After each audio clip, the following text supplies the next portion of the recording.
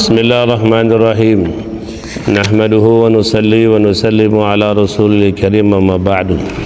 Qala al-mu'allif rahimallahu ta'ala alaihi wa nafa'ana Allahu bihi wa bi'ulumi fi ta'rimin ilan qal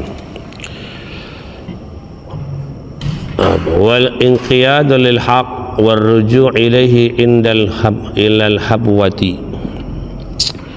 wa in kanat min al-khasm li'anna ittiba'al haq wajibun. Ulama mengatakan mengikuti kebenaran itu hukumnya adalah wajib. Mengikuti kebenaran hukumnya adalah wajib.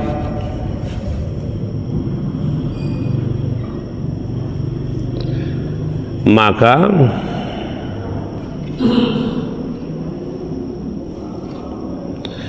kembali kepada kebenaran manakala ia sudah bersalah, kembali kepada kebenaran manakala ia sudah bersalah adalah perkara penting dan besar.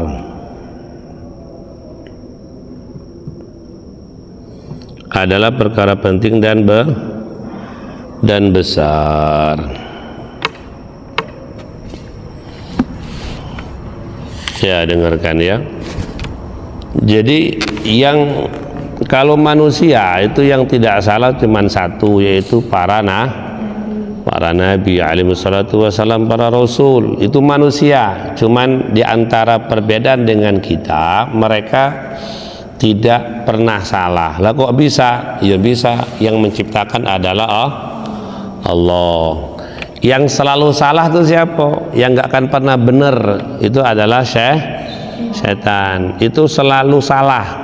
Setiap langkahnya selalu salah, selalu buruk itu setan.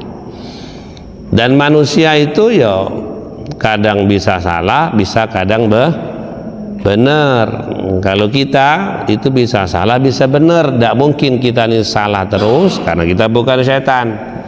Dan tidak mungkin kita benar terus karena kita bukan nabi, ya kan?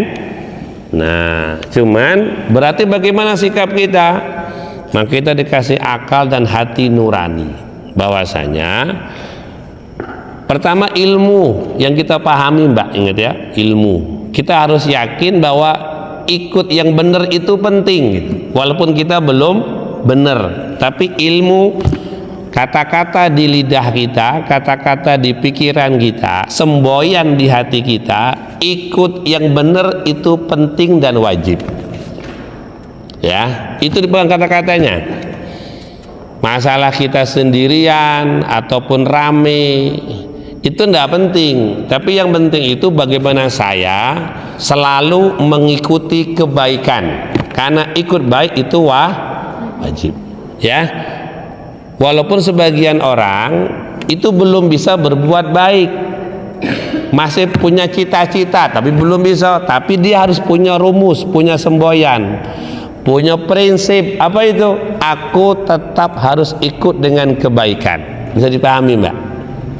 Ya, itu adalah keselamatan. Sehingga ketika manusia atau kita berbuat salah, kita berbuat dosa, lalu dinasehati, harus nurut. Ngapa harus nurut? Karena kebaikan itu hak dan wajib diikuti. Ulama ditanya, Pak, surga itu ada harganya enggak? Dia bilang. Nah, coba kalau surga itu dikasih harga, siapa yang bisa beli kira-kira, Mbak? Isi surga itu kan serba mewah kan, dan serba ada, serba lengkap. Kalau yang masuk, kalau itu perempuan pasti langsung cantik, kalau laki-laki pasti langsung gagah. Kalau masuk surga itu kalau perempuan pasti jadi ratu, kalau laki-laki pasti jadi raja. Sana tidak ada sakit, tidak ada bau, tidak ada keburukan, tidak ada kedengkian, tidak ada banjir, terang tanpa matahari, ada air tanpa hujan.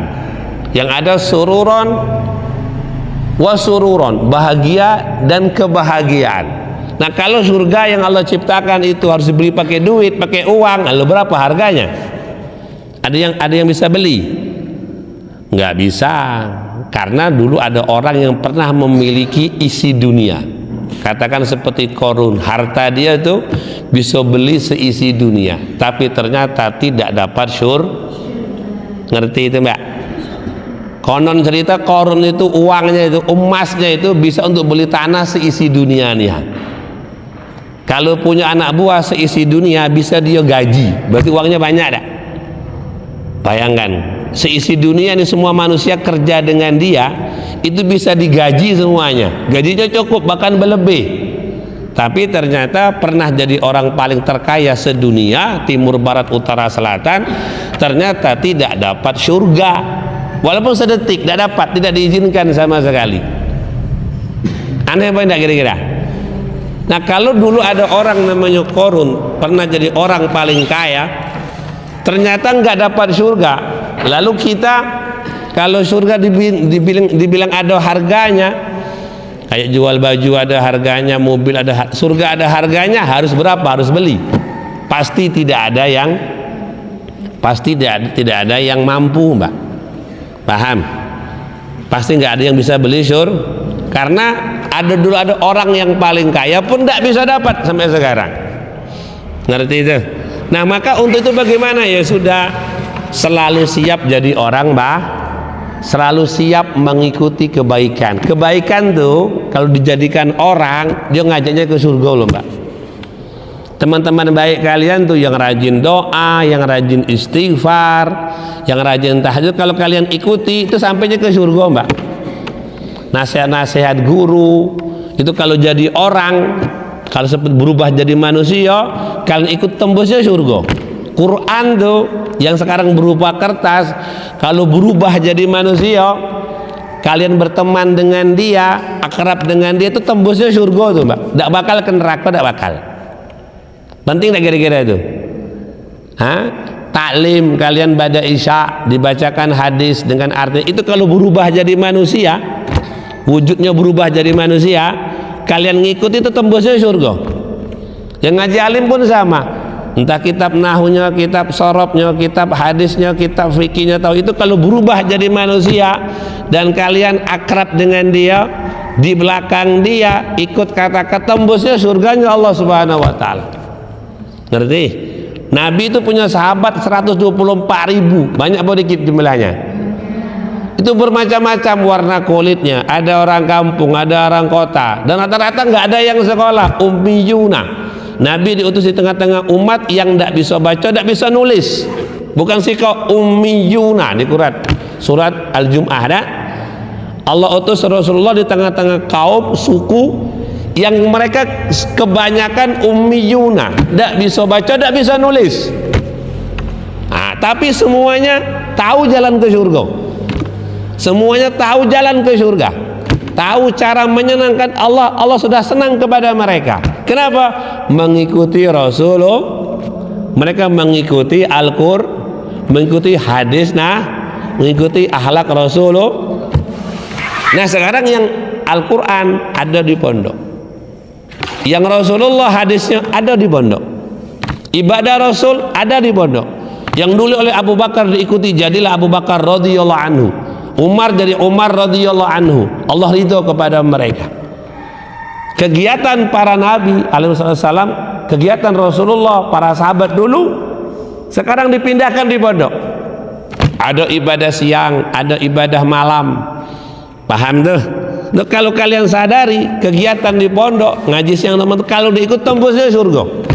Dan ingat, saya ingatkan, surga itu kalau pakai duit tidak akan pernah terbeli oleh kita. Tapi ternyata oleh Allah bukan dengan duit, bukan dengan uang harganya, dengan iman dan ibadahnya Rasulullah Sallallahu Alaihi. Ngerti? Maka kata ulama, kalau dulu zaman Nabi Nuh kita nggak ikut beliau naik kapal, tenggelam. Kalau kita di zaman Ibrahim nggak ikut Nabi Ibrahim, diserbu nyamuk. Diserbu apa? Namrud mati dimakan apa? Nyamuk. Pasukannya diserang nyamuk. Paham? Kalau zaman Nabi Ibrahim kita tidak ikut Nabi Ibrahim, diserang nyamuk, mati. Paham kira-kira itu Mbak? Zaman Abraha, Masya Allah, ikut dia diserang burung ababil mati. Zaman Nabi Hud, umatnya namanya kaum Ad, kaum yang kuat-kuat, semua binaragawan. Wah keren ya, semuanya ototnya otot baja Mbak. Ketika nggak ikut Nabi Hud, semuanya dibanting dengan angin. Allah kirim angin, ngerti? Nah umat ini kalau nggak ikut Rasulullah SAW tidak akan tersesat dari jalan ke surga, ngerti? Tersesat dari jalan ke, tidak ketemu jalannya Mbak. Binasanya dunia sampai akhirat. Kalau nggak ikut Nabi Nuh kan ada banjir ketika itu kan, anaknya nggak ikut, habis. Istrinya nggak ikut Nabi Nuh, habis. Padahal istri dan anak kandungnya nggak ikut nabinya, celaka. Dan ada orang ketika itu bukan anak, bukan istri, ikut dia selamat. Ini Allah ngasih contoh. Zaman itu ada nabi tidak diikuti, celaka. Sekarang memang nabi nggak depan kita, tapi risalahnya perintahnya ada. Nabinya sudah selesai, tapi perintahnya juga sudah terbukukan semuanya.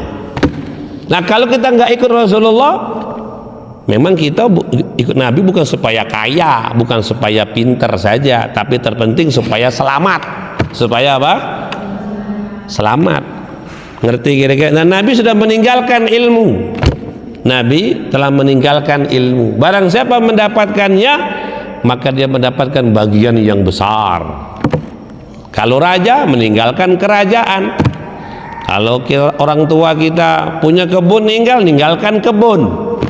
Ada yang ninggalkan rumah, ninggalkan tanah. Kita pun senang dapat kan?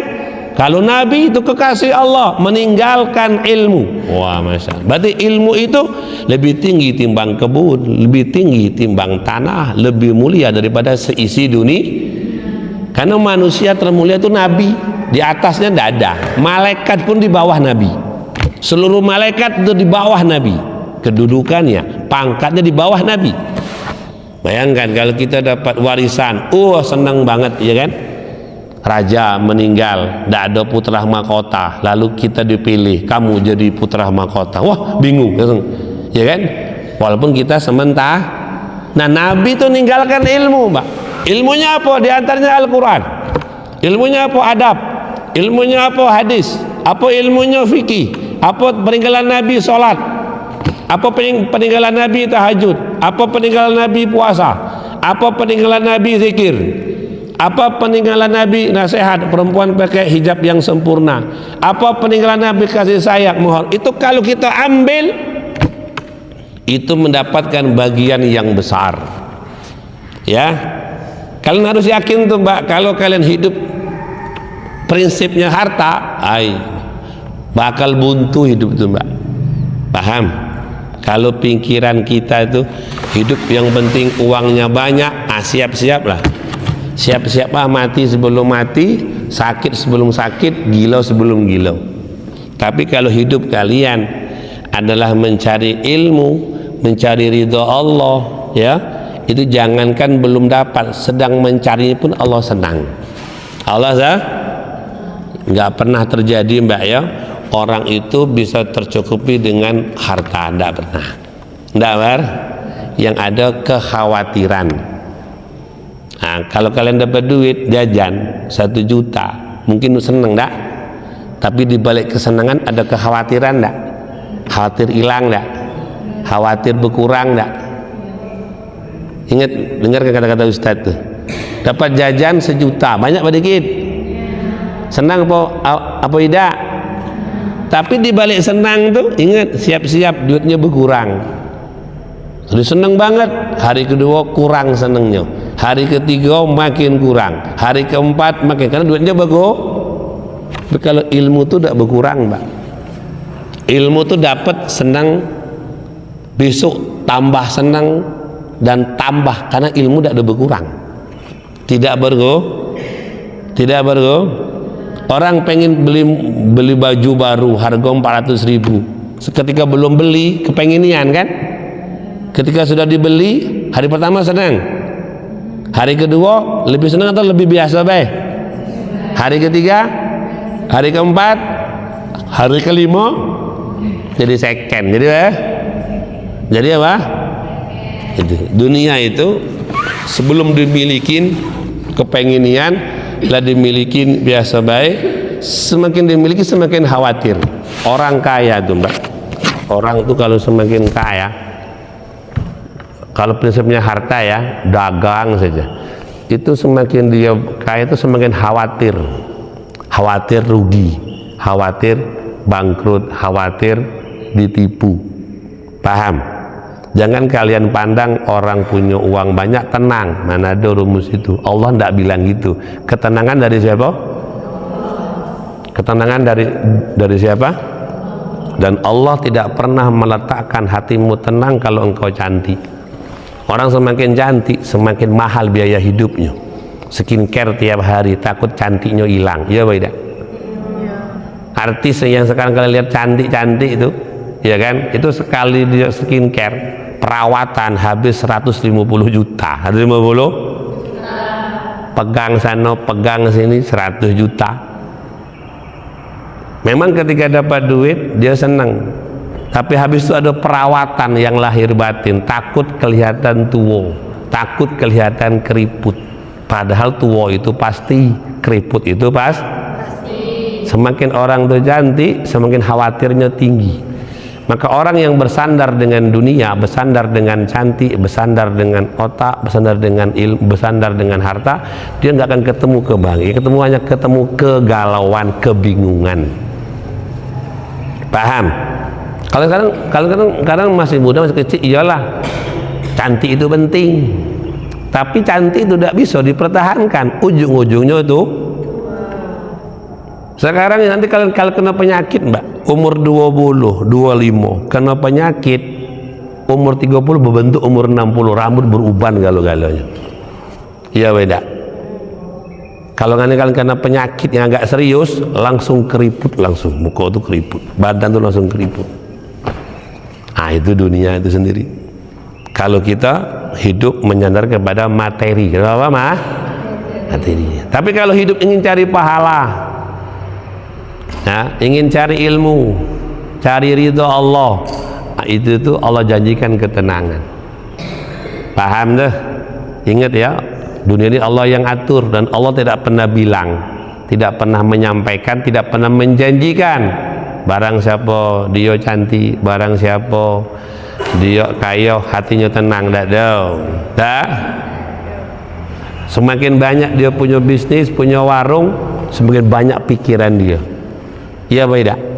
Jangan-jangan sana rugi, sana untung, sana rugi. Ngerti kira-kira itu fakta mbak, kalian belum tahu itu, belum ketemu orang yang begitu, belum mengalami kan? Loh, maka bersyukur kepada Allah kita ada di jalan ada di mana mbak? Di jalan Allah. Ingat prinsip hidupnya apa? Prinsip hidup itu rumusnya ikut yang hak itu penting dan wajib. Jangan rubah kata-kata itu. Paham? Terus manakala kita salah, kita bermaksiat, kita keliru, kita terpleset, yuk kita harus mau diperbaikin. Kalian baca Quran, lalu izhar dibaca iklab, ditegur guru dan guru itu benar apa salah? Kita harus marah atau harus senang ditegur? Ya senang lah. Kenapa senang? Iyalah, ketika salah jadi dosa, kalau dosa jadi masalah dalam hidup, ketika ditegur jadi benar. Maka kayak gitu hidup nanti mbak ya.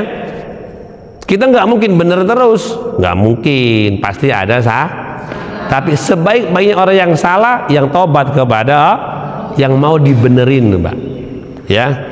Kadang setan gitu, setan tuh nipu kita apa, yang beramal supaya ndak ikhlas ya, yang beramal supaya ndak ikhlas, yang salah jangan tobat. Ibnu Athaillah mengatakan, dengarkan, mana yang lebih baik, ibadah yang melahirkan kesombongan atau maksiat yang melahirkan kerendahan hati? Mana yang baik? Jadi habis Quran tapi tiba-tiba sombong, aku tidak butuh kamu, aku sudah Hafiz Quran alim tapi hasilnya sombong, tinggi hati, semua ditengok rendah, tidak perlu guru lagi, akulah selesai. Ada orang yang maksiat, melanggar, dinasihati, dihukum, nangis, sedih. Dia maksiat tuh, akhirnya dia malu, dia sedih, dia minta maaf. Ada ibadah melahirkan sombong.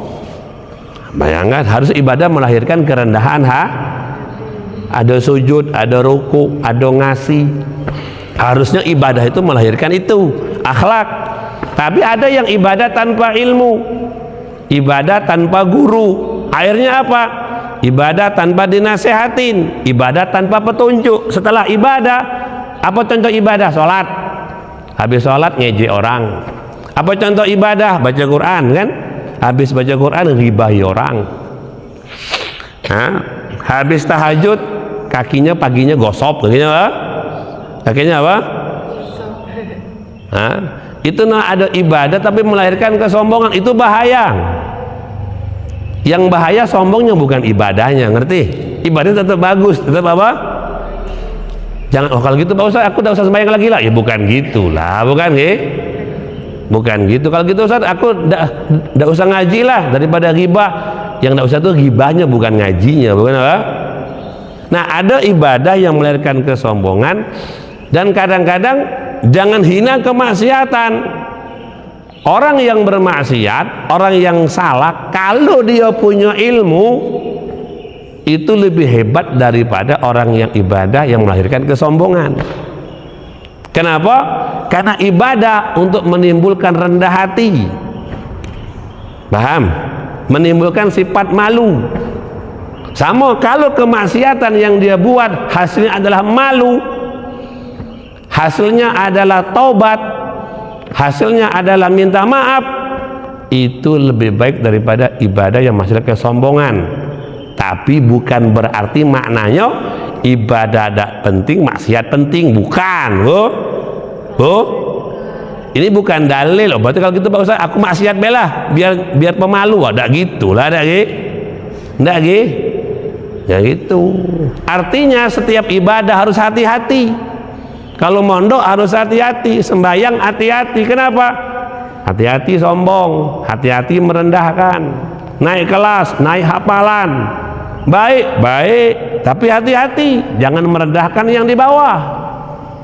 Kalau engkau rendahkan, engkau direndahkan oleh Allah. Ngerti? Tanda ibadah diterima, tanda ilmu diterima, habis simaan istighfar. Kayak sembahyang nih, sembahyang mana yang paling bagus? Habis sembahyang istighfar, tidak ada langsung kabur, tidak ada langsung habis sembahyang buka telekung langsung, bukan, istighfar dulu. Nabi itu tidak ada salah, tapi istighfar tiap hari. Kenapa? Mengajarkan kepada kita orang yang setelah ibadah minta ampun, tanda ibadahnya diterima oleh habis simaan 10 juz, 15 juz, naik kelas, ibtidah, ustaz dan ulia. Hati-hati, memang naik kelas itu penting, naik juz itu penting, ganti kitab itu penting, tambah umur itu penting, tambah ngaji itu penting. Tapi ingat, ada bahayanya. Apa bahayanya berilmu ngaji ibadah? Merendahkan yang lain. Tidak boleh merendahkan kawan. Masih Iqra, masih bin Azhar, jangan. Kalau ketika kita sudah simaan tapi ujungnya merendahkan, kita gagal. Lulus di depan kawan, gagal di hadapan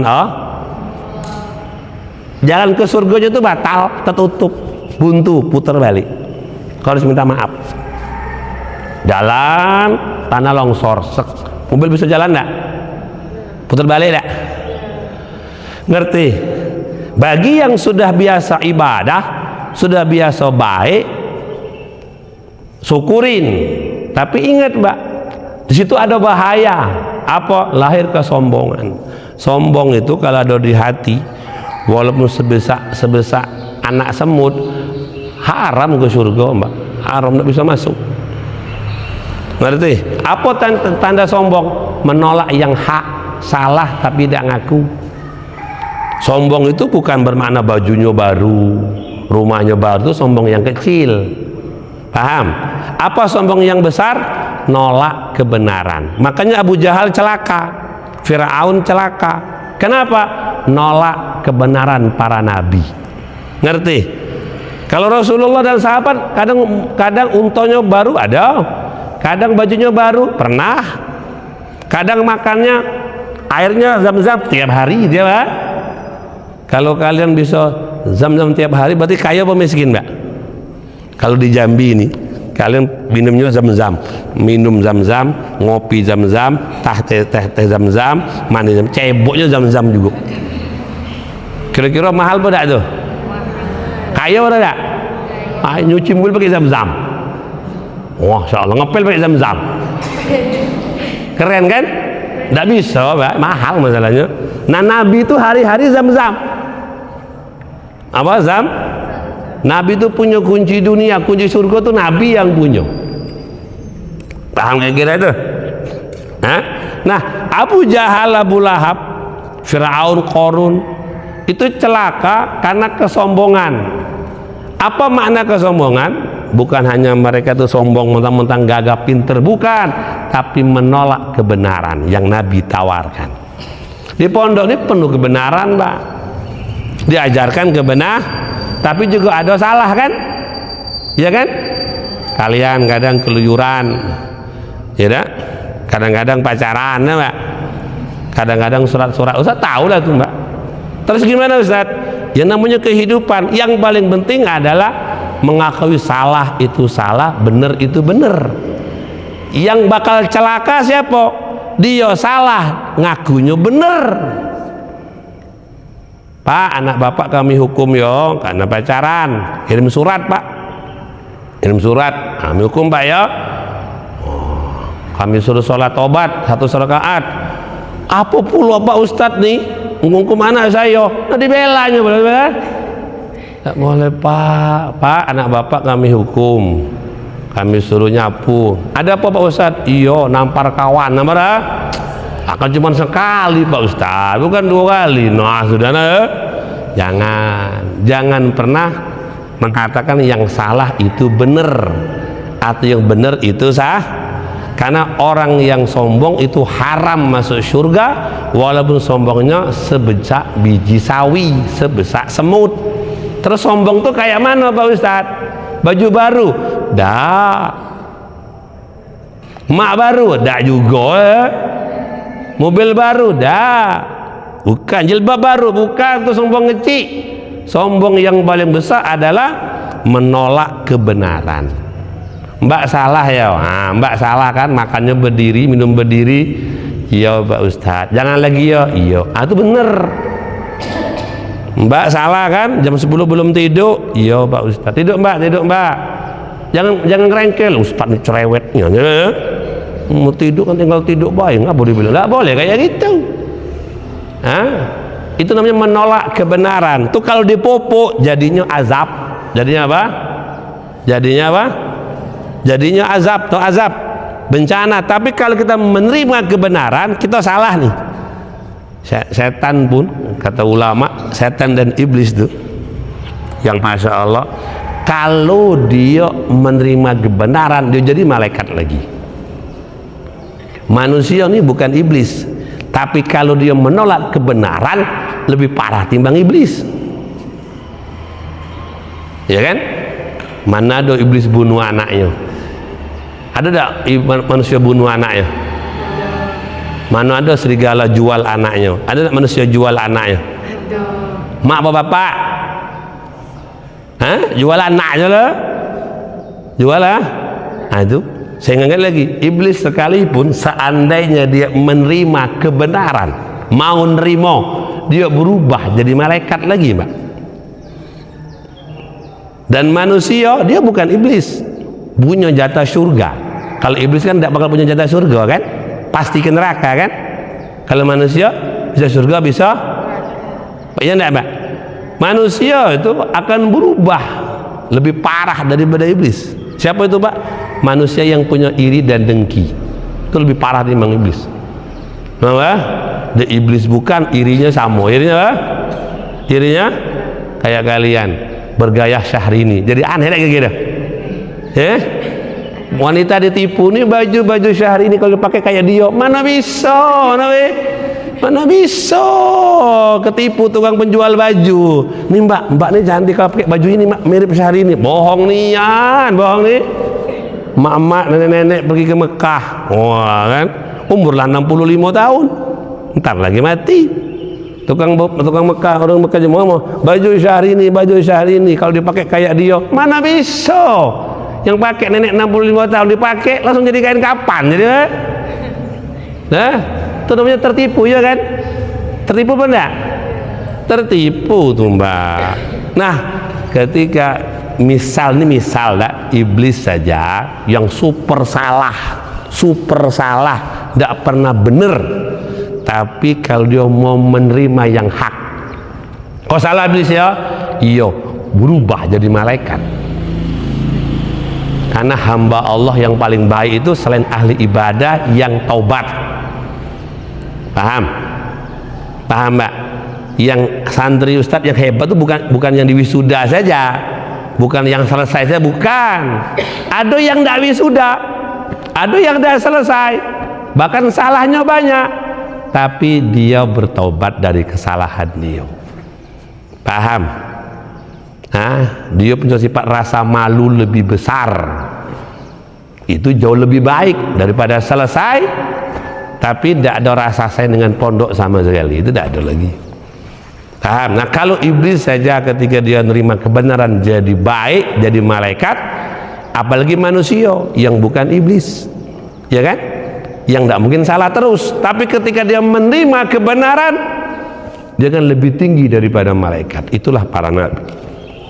Dalam kebaikan dia istighfar, dalam kebaikan dia minta ampun. Ngerti itu? Ngerti? Kalau malaikat kan tidak pernah istighfar. Malaikat yang ada subhanallah, alhamdulillah, la ilallah, Allahu akbar. Sedangkan yang tidak boleh salahkan hanya zat yang nggak akan pernah salahkan, hanya dan malaikat tidak ada istighfar katanya. Nabi itu punya istighfar. Punya apa? Walaupun Nabi, kata malaikat, ngapa aku istighfar? Aku nakal tidak, aku nakal maling tidak, ngintip tidak, gosok tidak. Hari-hari ibadah, ngapa istighfar? Iya juga, iya juga. Karena itu derajat di bawah Nabi. Nabi sama tidak maling, Nabi tidak gosok, Nabi tidak jahat, tapi Nabi punya istighfar, sehingga Nabi di atas para malaikat. Nah, kita tuh kayak mana? Kita tuh baik juga biasa, buruk juga biasa. Lalu bagaimana? Baik tutup dengan istighfar, buruk tutup dengan istighfar, baru jadi baik, baru jadi saya lagi tuh mbak ya.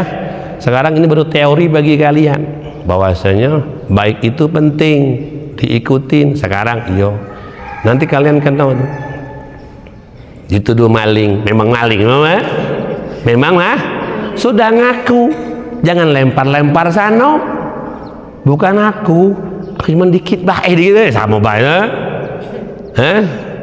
tolong terima. Kalau kalian menolak kebenaran, kau memang kan kau yang ngejek kan, tidak, padahal iyo dia salah, tapi tidak mau ngaku salah, itu jauh lebih besar dosanya daripada salahnya dia. Paham?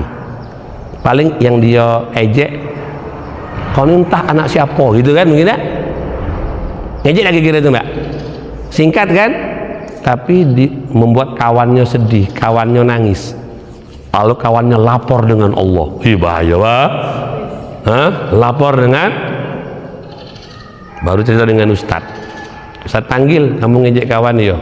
Tidak pak Ustadz, tidak, padahal iyo, padahal kalau dia bilang iyo, selesai urusan iyo pak Ustadz. Cuman bilang kau ini anak orang tuh bukan,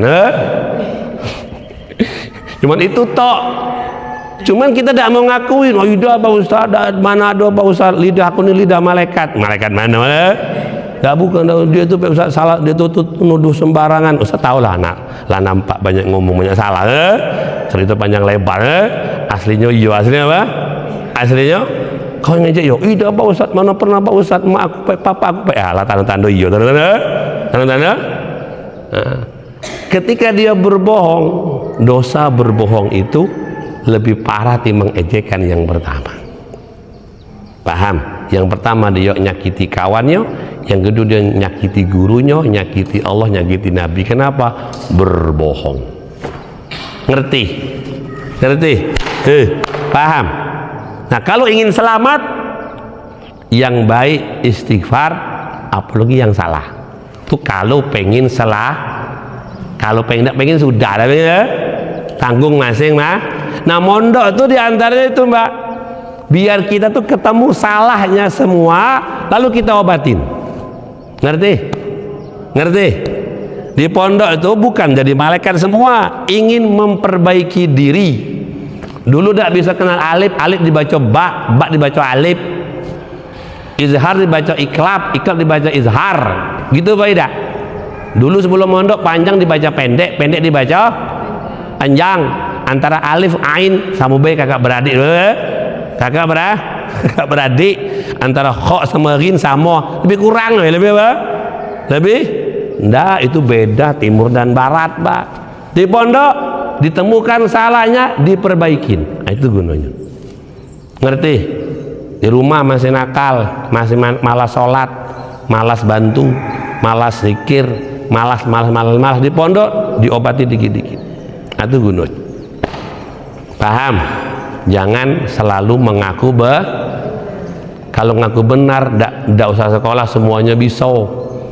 Semuanya tapi ingin mengaku salah itu yang penting. Nah, kalau ngaku bener, Fakih be bisa, Hamzah be bisa, Fafa be bisa. Ya beda. Adik kali umur setahun tuh yang mecahkan gelas, mau tidak dibilang salah? Mau tidak dibilang salah? Tidak mau dia Mbak. Bukan aku, dia yang mecahkan gelas tuh. Aku cuma bawa, dia jatuh dewek. Nah, jatuh dewek. Hah? Kata adik kita umur setahun tuh mempecahkan gelas. Kata mak, ngapa gelas itu pecah? Tak tahu. Jadi ngapain? Cuman bawa gelasnya jatuh dewek, jatuh deh.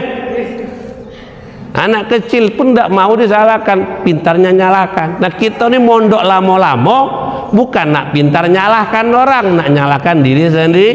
Kalau nyalahkan orang, tidak usah mondok lah, tidak usah sekolah lah, pintar dari kecil ya. Kata kakak, adik yang salah. Kata adik, kakak yang salah. Gitu beda. Mondok itu apa? Yang salah itu saya.